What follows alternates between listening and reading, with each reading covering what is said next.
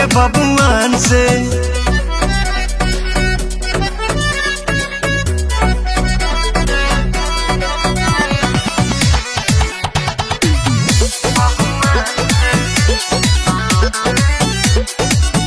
और काटा के दम पर दुपट्टा पकड़ के करेला प्यार काहे जबरी रगड़ के।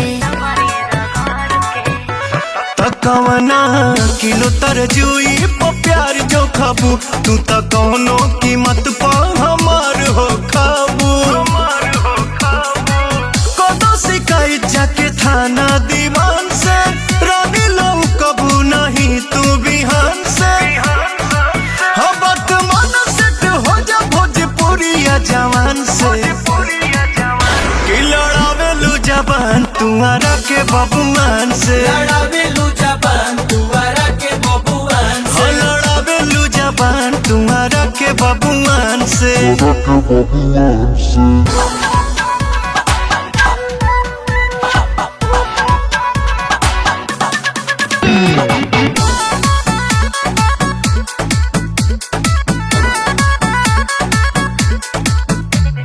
फेरा में नया नया रहेला हसीन के चिखल चाहेला किसमिस बिन बिन के।